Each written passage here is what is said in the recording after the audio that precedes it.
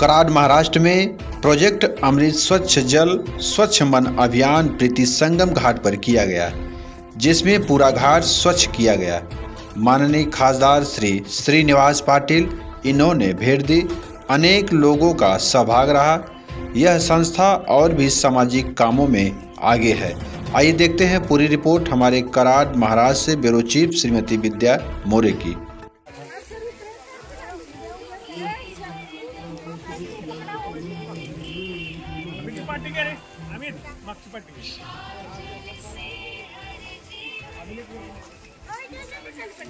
मी खायची गोष्ट करेल, पण त्याच्यावर कागद पुस्तकात घालून ठेवायचं, कारण चॉकलेट मिळायचं नाही। कोणतीही गोष्ट टाकू नका, खिशात ठेवा आणि ती योग्य ठिकाणी टाका। निसर्गाचं हे चक्र जर आपण पाळलं, हा कृष्णा काढ आहे, दर 12 वर्षांनी गंगा कृष्ण मिळते आणि तुम्हाला आश्चर्य वाटेल, तिरुपती बालाजीवरून कृष्णे करता 12 वर्षांनी साडी येते।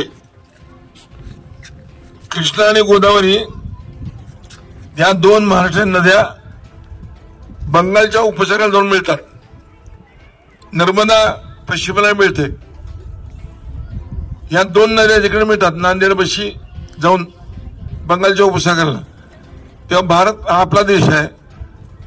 आपण सगळे भारतीय आहोत। जातीपाती कोणतेही बंधन न बाळगता अध्यात्म चला। आत्म ओम नमो जी आद्या वेद प्रतिपाद्या असं म्हणतात। पंथ कुठला असो, पण तो संत पाहिजे आणि एका रूपाकडे गेला पाहिजे। कृष्णाकाठी स्वर्गीय यशवंतरावांच्या समाधीला लागून कृष्णेच्या आणि कोणीच्या संगमावरती आपण हे पवित्र कार्य जे सुरू केले, त्याला माझ्या शुभेच्छा देतो। जय हिंद, जय महाराष्ट्र। अमृत जे आज राबवण्यात आलेलं आहे ते खरंच खूप छान प्रोजेक्ट तुम्ही आज सर्वांनी इथे राबवलेलं आहे। आणि काल अक्षरशः मी इथे जेव्हा आले तेव्हा एक मनात आलं होतं की किती इथं हे आहे, पण आज लगेच त्याचा इम्प्लिमेंट झालेलं आहे, तर मला खूप आनंद होत आहे। आणि असंच तुम्ही सहकार्य सर्व ठिकाणी करावं आणि पुढे यावं, हेच शुभेच्छा तुम्हाला। आणि शुद्ध म्हणजे स्वच्छ कराड सुंदर कराड यासाठी धननिरंकर बाबांच्या संस्थेतर्फे आज कराडमध्ये जे नदीच्या परिसरात प्रीतिसंगम परिसरात जे स्वच्छता केली, यासाठी माझ्या शुभेच्छा। आणि मागल्या वर्षी केलेलं आहे असं तुमच्या धननिरंकार बाबांच्या संस्थेतर्फे भरपूर कार्य होतच, रक्तदान होतं, भरपूर कार्यक्रम होतात, आध्यात्मिक कार्यक्रम तर खूप चांगले होतात। त्याला माझ्या कायम शुभेच्छा राहतील। काय लागली मदत राहून या ठिकाणी संत निरंकारी सेवा मंडळ यांच्यातर्फे स्वच्छ जल आणि स्वच्छ मन हा जो प्रोग्राम अमृत म्हणजे भारताच्या अमृत महोत्सवी वर्षानिमित्त अमृत 2024 अंतर्गत आपल्या महाराष्ट्राचे मुख्य सचिव नितीन करीर साहेब आणि केंद्र शासन यांच्या संयोगातून राबवला जात आहे।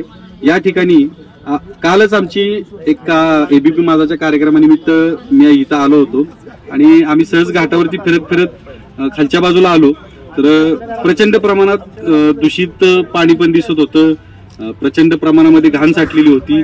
आणि कालच मनात आलं की आज जर यशवंतराव चव्हाण यांच्या समाधीची जर ही अवस्था असेल तर बाकी कराडमध्ये काय अवस्था असेल। आणि लगेच आता मॅडमनी सांगितल्याप्रमाणे की आज महेशचा मला रात्री फोन आला की साहेब अशा पद्धतीनं आम्ही स्वच्छ जल आणि स्वच्छ मन अशा पद्धतीनं निरंकारी आमच्या सत्संग मंडळाचा एक उपक्रम राबवतोय आणि तुम्ही खासदार साहेबांना इथे घेऊन या।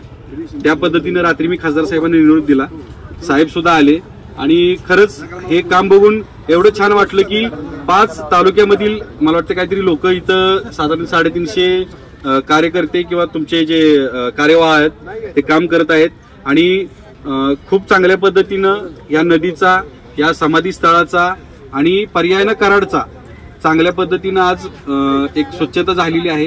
या स्वच्छतेतून जी काही रोगराई किंवा जे काही दुसरे त्रास होणार होते ते लोकांचे टळणार आहेत आणि याच पद्धतीनं देशामध्ये आज 1300 ठिकाणी हा कार्यक्रम चालू आहे।